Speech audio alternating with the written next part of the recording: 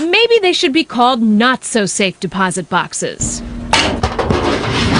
Carla Ruff's box was drilled, seized, and turned over to the state of California. Owner unknown.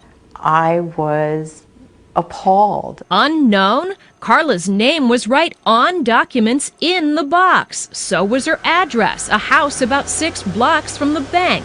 Carla had a checking account at the bank, too. Still does, and receives regular statements. Plus, she has receipts showing she's the kind of person who paid her box rental fee. They're zealously uncovering accounts that are not unclaimed. What's worse, Carla discovered the loss when she went to her box to retrieve important paperwork she needed because her husband was dying.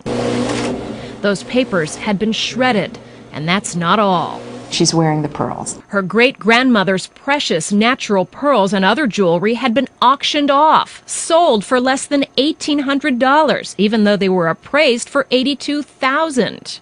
These things were things that she gave to me, and I valued them because I loved her. Carla Ruff is not alone. Attorney Bill Palmer represents her and countless other citizens in a class-action lawsuit. They figured that the safety deposit box was safer than keeping it under their mattress.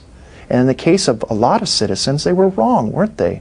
Some states keep unclaimed property in a special trust fund, but others, like California, dump it into the general fund.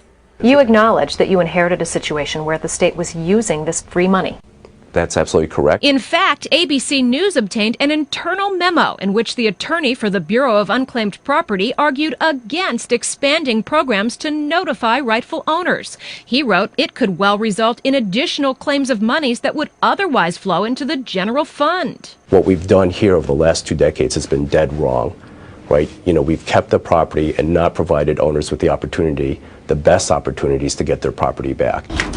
It's not just safe deposit boxes. A British man went to retire and discovered that the $4 million in U.S. stock he had been counting on had been seized and sold for just $200,000 years earlier. A Sacramento family lost out on railroad land rights ancestors had owned for generations. If I'd hang on to it, would be millionaire, multimillionaire. And it's not just California. In Delaware, unclaimed property is the 3rd largest source of state revenue.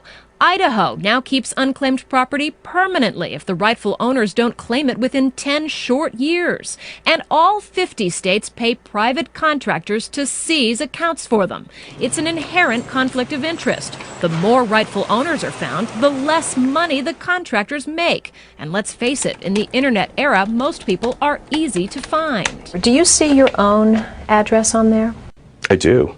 I found you in about 5 minutes. So what's preventing you from finding the rightful owners of all this property? No, we're making our best efforts. If California does get better at reuniting people with their property, that could present another challenge. Remember, right now the state spends the money. It's like the last guy in a line at a pizza parlor. There's only so much pizza. At the end, when I get up to the counter to claim my pizza, there may be no pizza for me. I don't want my legacy to say I continued a broken program. I want my legacy to say that, this guy was the guy who truly cared about the people and returned their money. But of course, it's impossible to return Carla Ruff's precious family heirlooms. Carla has settled with her bank, Bank of America, which says it deeply regrets the situation. And last year, the courts ordered California to stop seizing people's property until it made reforms. And several of those changes are now in place. But as little as 3 years can allow them to come in and do this, right? That's right. They just places? wait 3 years and then they consider the account abandoned. Quick tips for everybody? First of all, make contact at least once a year, so there's no way that your property can be considered abandoned. The other thing is to make a list of your accounts and keep it with your will so your heirs will know where to look. And if you want to search for property in your name, you don't have to pay somebody to do that. You can go right to our website, and we've provided a couple links where you can do that for free. Okay, this was a mouth dropper for Yes. all of us. No idea. Thanks so much. And again, the website can help. In a flash, be the first to know what's coming up on Good Morning America tomorrow with the GMA Daily Flash email. All the great insider details you want to know from GMA. Go to abcnews.com, click the GMA page, and sign up for the Daily Flash. And you can even enter to win the weekly GMA Flash gift bag giveaway. Sign up now.